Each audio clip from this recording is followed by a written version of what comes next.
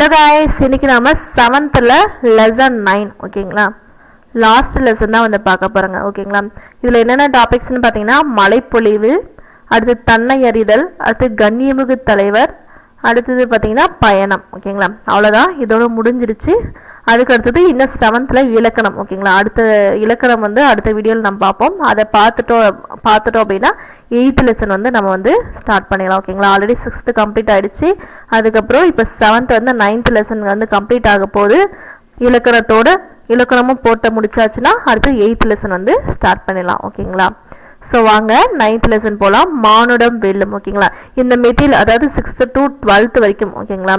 New book, old book, சான்றோர்களுடைய datas ஓகேங்களா. ஒரு 270 பேர் தான் இருக்குது. ஸோ அதுக்கான ஹின்ஸுமே வந்து அகத்தியரை பற்றி, தொல்காப்பியரை பற்றி, கபிலர் பற்றி இந்த மாதிரி வந்து நம்ம யூடியூப் சேனலில் வந்து போட்டிருக்கோம். ஸோ உங்களுக்கு அந்த மெட்டீரியல்ஸ்லாம் எப்படி இருக்குன்றதை பார்த்துட்டு கூட நீங்கள் மெட்டீரியல் வேணும் அப்படின்னா நீங்கள் வந்து வாங்கிக்கலாம். டிஸ்கிரிப்ஷனில் வந்து வாட்ஸ்அப் லிங்க் வந்து கொடுத்துருக்கேன். ஸோ நீங்கள் அதில் வந்து ஹாய்னு மெசேஜ் பண்ணிங்கன்னா உங்களுக்கு வேணும் அப்படின்னா நீங்கள் வாட்ஸ்அப்பில் ஐ வாண்ட் மெட்டீரியல் அப்படின்னு சொல்லிட்டு மெசேஜ் பண்ணிங்கன்னா நாங்கள் வந்து கொடுப்போம் ஓகேங்களா. ஸோ வாங்க டாபிக் போகலாம். மழைப்பொழிவு என்னும் பாடற்பகுதி இடம்பெற்ற நூல் வந்து இயேசு காவியத்தில் வந்து இடம்பெற்றிருக்கு. இந்த இயேசு காவியத்தை இயற்றியவர் யாருன்னா கண்ணதாசன் அவர்கள் தான். அவருடைய இயற்பெயர் வந்து முத்தையா. இவர் வந்து கவியரசு கண்ணதாசன் அப்படின்னு சொல்லிட்டு அழைக்கப்படுவாங்க. இவருடைய இலக்கிய வடிவங்களை பார்த்தீங்கன்னா காவியங்கள், கவிதைகள் எழுதியிருக்காரு, கட்டுரைகள் எழுதியிருக்காரு, சிறுகதைகள் எழுதியிருக்காரு, நாடகங்கள், புதினங்கள், திரைப்பட படம் இவர் எழுதாததே எதுவும் இல்லை அப்படின்ற மாதிரி எழுதியிருக்காரு. இவர் வந்து தமிழக அரசவை கவிஞராகவும் இருந்திருக்காரு. இயேசுவினுடைய வாழ்க்கை வரலாற்றையும் அவருடைய அறிவுரைகளையும் கூறும் நூல் தான் வந்து இயேசு காவியம் ஓகேங்களா. இயேசு காவியத்தில் எதை சொல்லியிருக்காங்கன்னா அவருடைய வாழ்க்கை வரலாறு ஃபுல்லாக சொல்லியிருக்காங்க. அது இல்லாமல் அவருடைய அறிவுரைகளையும் வந்து சொல்லப்படுது ஓகேங்களா. பின்வருவன இயேசு காவியத்தில் இடம்பெற்ற வரிகள் அப்படின்னு பார்த்தீங்கன்னா சாந்தமுடையோர் பேறு பெற்றோர் என தத்துவமும் சொன்னார். மாந்தரின் வாழ்வில் தேவைப்படுவது சாந்தம்தான் என்றார். ஜாதிகளாலும் பேதங்களாலும் தள்ளாடும் உலகம் ஓதும் பொருளாதாரம் தனிலும் உன்னத அறம் வேண்டும். இரக்கமுடையோர் பேறு பெற்றோர் என இயேசுபிரான் சொன்னார். வாயும் வயிறும் ஆசையில் விழுந்தால் வாழ்க்கை பாலை மனம். இமைக்கும் போதில 1000 போட்டு எத்தனை வீண்கனவு. அதாவது இந்த இயேசு காவியத்தில் வர வரிகள் ஓகேங்களா. சாந்தமுடையோர் பேறு பெற்றோர் என தத்துவமும் சொன்னார். அதாவது சாந்தமா அமைதியா இருக்காங்களே அவங்க வந்து நிறைய புகழ் பெற்றவங்க. மாந்தரின் வாழ்வில் தேவைப்படுவது சாந்தம். அதாவது மாந்தர்னா நம்மளுடைய மக்களுடைய வாழ்வில் என்ன அமைதி தான் தேவைப்படுது. இந்த ஜாதியாலும் இந்த பேதங்களாலும் இந்த தள்ளார இந்த உலகத்துக்கு ஓதும் பொருளாதாரமும் தனிலமும் உன்னத அறம் வேண்டும். அதாவது பொருளாதாரத்துல வந்து ஒரு உன்னத நிலையான ஒரு அறம் வேண்டும் அப்படின்னு சொல்றாரு. இரக்கமுடையோர் பேர் பெற்றோர். அதே மாதிரி இரக்கமுடையவர் வந்து மற்றவங்க மேல இரக்கமுடையவர் பேரு பெற்றாரா புகழ் பெற்றவர் அப்படின்னு சொல்லிட்டு இயேசு பிரான் வந்து சொல்லியிருக்காரு. வாயும் வயிறும் ஆசை விழுந்தார். அதாவது வாயும் வயிறும் அப்படின்னா இப்போ வந்து நம்ம பார்த்ததெல்லாம் வேணும்னு சொல்லிட்டு நம்ம வந்து ஆசைப்பட்டு எல்லாத்தையும் இது பண்ணுவோம் இல்லைங்களா. அந்த மாதிரி வாயும் வயிறும் ஆசையில் விழுந்துச்சுன்னா வாழ்க்கை வந்து பாலைவனம் ஆயிடும். இமைக்கும் போதிலும் 1000 போட்டி. அதாவது நம்ம கண் இமைக்கிறோம் இல்லையா, அந்த இமைக்கிற கேப்ல கூட 1000 போட்டி வந்துருவாங்க. எத்தனை வீண் கனவு, நம்ம இந்த மாதிரி ஆகணும் அந்த மாதிரி ஆகணும் அப்படின்னு சொல்லிட்டு எவ்வளோ வீண் கனவுலாம் நடக்குது அப்படின்ற மாதிரி சொல்லப்படுது. சொல்லும் பொருளும். சாந்தம்னா அமைதி, மகத்துவம்னா சிறப்பு, பேதங்கள்னா வேறுபாடுகள், தாரணில தரணி அப்படின்னா உலகம், தத்துவம்னா உண்மை, இரக்கம்னா கருணை ஓகேங்களா. இதுல வந்து மழைப்பொழிவு அப்படின்ற டாபிக் வந்து இயேசு காவியத்தில் வந்திருக்கு. இது எழுதினவர் வந்து கண்ணதாசன். இயேசு காவியம்னாவே கண்ணதாசன் தான். அவருடைய இயற்பெயர் வந்து முத்தையா, கவியரசு அப்படின்னு சொல்லி அழைக்கப்படுறாரு. இவர் நிறைய காவியம், கவிதை, கட்டுரை அப்படின்னு சொல்லி எல்லாமே எழுதியிருக்காரு. தமிழக அரசவை கவிஞராகவும் இருந்திருக்காரு. இயேசுவினுடைய வாழ்க்கை வரலாறு அதே மாதிரி அவருடைய அறிவுரைகள் எல்லாமே இந்த இயேசு காவியத்துல இருக்கு. இவர் வந்து அதுல சொல்லப்படுற வரிகள் ஓகேங்களா. அடுத்தது தன்னை அறிதல் என்னும் கவிதை இடம்பெற்றுள்ள நூல் வந்து மகளுக்கு சொன்ன கதை அப்படின்ற நூல்ல இருந்து தன்னை அறிதல் அப்படின்ற ஒரு கவிதை வந்து சொல்லப்படுறாங்க. இது எழுதினவர் யாருன்னா சே பிருந்தா ஓகேங்களா. சே பிருந்தா அவர்கள் வந்து மகளுக்கு வந்து ஒரு கதை சொல்றாங்க ஓகேங்களா. என்னன்ட்டு தன்னை அறிதல் அப்படின்னு சொல்லிட்டு ஒரு கதை சொல்றாங்க, ஞாபகம் வச்சுக்கோங்க ஓகேங்களா. சே பிருந்தா எழுதிய பிற நூல்கள் பார்த்தீங்கன்னா மழை பற்றிய பகிர்தல்கள், வீடு முழுக்க வானம் ஓகேங்களா. இந்த நூல்கள்லாம் எழுதியிருக்காங்க. மழை பற்றி நிறைய வந்து பகிர்ந்திருக்காங்க. வீடு முழுக்க வானம். பின்வருவன தன்னை அறிதல் கவிதை வரிகள் பார்த்தீங்கன்னா, அன்றைக்குத்தான் அம்மா காக்காவிற்கு அது குயில் குஞ்சு என்று தெரிந்தது, அதற்கு கூடு கட்ட தெரியாது, பாவம் சிறிய பறவைதானே, வாழ்க்கையும் எப்படியும் அதை வாழ பழகிவிட்டது. ஒரு விடியலில் குயில் குஞ்சு கூ என்று கூவியது, அன்றுதானே குயில் என்று கண்டு கொண்டது. அந்த குயில் கூடு கட்டாது இல்லையா, காக்காவுடைய கூட்டுல தானே போயிருக்கும். அதுல அதை வச்சு ஒரு கவிதை வரிகள் சொல்றாங்க. அன்னைக்குதான் அம்மா காக்காவுக்கு தெரிஞ்சுதான் குயில் குஞ்சு என்று தெரிந்தது.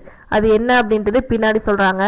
கூடு கட்ட தெரியாது, அதுவும் பாவம் சிறிய பறவை தானே, வாழ்க்கை எப்படியும் அதை வாழ பழகி விட்டது.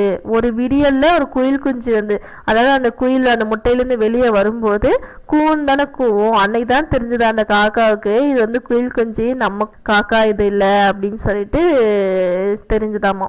ஓகேங்களா. தன்னை அறிதல். அடுத்து கண்ணியமிகு தலைவர். கண்ணியமிகு தலைவர் அப்படின்னு சொல்லப்படுவர் யாருன்னா காயிதே மில்லத். ஓகேங்களா.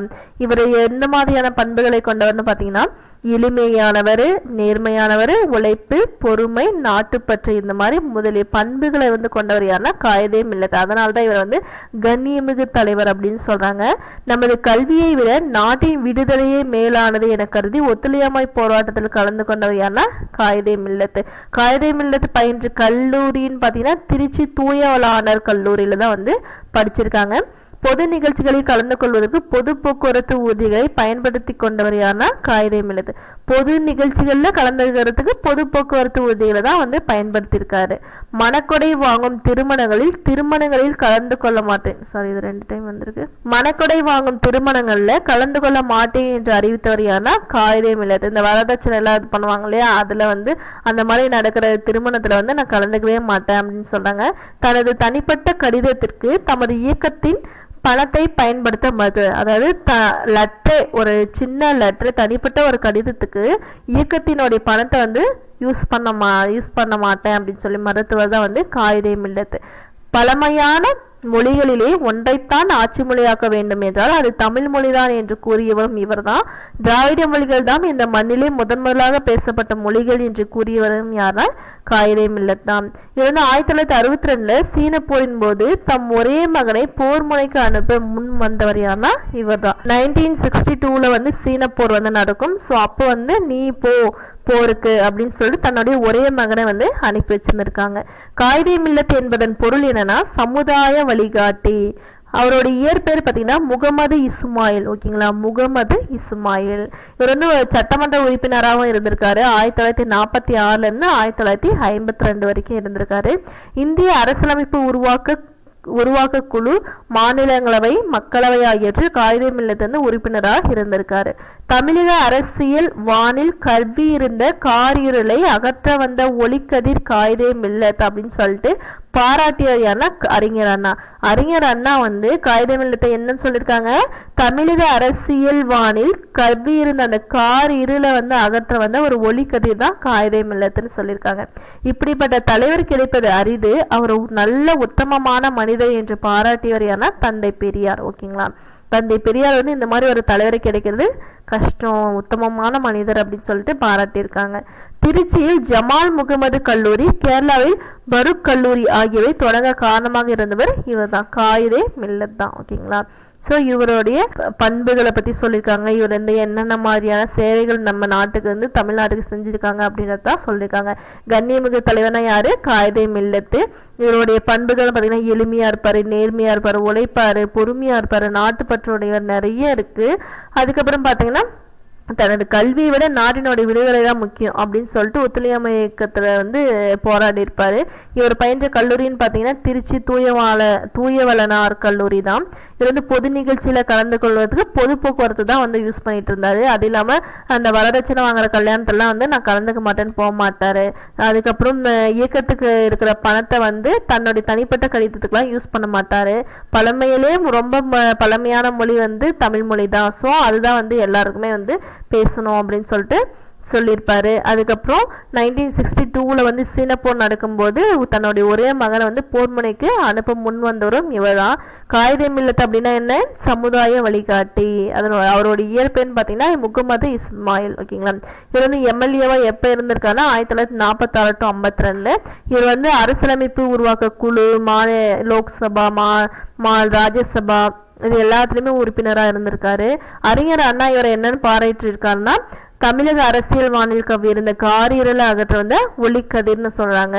தந்தை பெரியார் என்ன சொல்றாருன்னா இப்படிப்பட்ட தலைவர் கிடைப்பது அரிது, அவர் நல்ல உத்தமமான மனிதர் அப்படின்னு சொல்லிட்டு சொல்லப்படுறாங்க. அடுத்து பார்த்தீங்கன்னா பயணம். பயணம் என்னும் கதையை எழுதியவர் யாருன்னா பாவண்ணன். ஓகேங்களா, பயணம் பாவண்ணன். பயணம் என்னும் சிறுகதை இடம்பெற்றுள்ள நூல் வந்து பிரயாணம். இது எந்த நூலை இடம்பெற்றிருக்கு? பிரயாணம் அப்படின்ற நூல்ல பயணம் அப்படின்ற கவிதை வந்து இடம்பெற்றிருக்கு. பாவண்ணன் எழுதும் இலக்கிய வடிவங்கள் எதுனா சிறுகதை, கவிதை, கட்டுரை இதெல்லாம் தான் எழுதியிருக்காரு. இவர் வந்து கன்னட மொழியிலிருந்து பல நூல்களை வந்து தமிழுக்கு மொழிபெயர்த்திருந்திருக்காரு. இவர் எழுதின நூல்கள்னா பார்த்தீங்கன்னா வேர்கள் தொலைவில் இருக்கின்றன, வேர் வந்து தொலைவில் இருக்கிறாமா, நேற்று வாழ்ந்தவர்கள், கடலோர வீடு, பாய்மர கப்பல், மீசைக்கார பூனை, பிரயாணம்.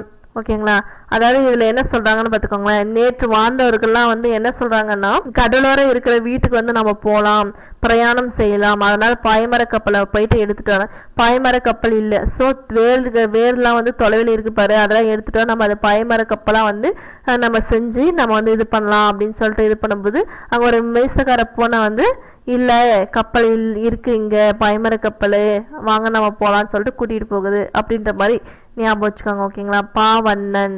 அவ்வளோதான், இந்த லெசன் வந்து கம்ப்ளீட் ஆயிடுச்சு. இன்னும் இலக்கணம் மட்டும் இருக்குது. ஸோ நெக்ஸ்ட் வீடியோவில் நம்ம வந்து இலக்கணம் பார்த்தலாம். அதுக்கு அடுத்தது நம்ம 8th லெசன்ஸ் வந்து ஸ்டார்ட் பண்ணிடலாம். ஓகேங்களா, உங்களுக்கு இந்த பிடிஎஃப் வேணும் அப்படின்னா டிஸ்கிரிப்ஷனில் வந்து வாட்ஸ்அப் லிங்க் இருக்குது, வாட்ஸ்அப் நம்பர் இருக்குது. ஸோ நீங்கள் வந்து அதில் டெக்ஸ்ட் பண்ணுங்கள். ஓகேங்களா, தேங்க்யூ.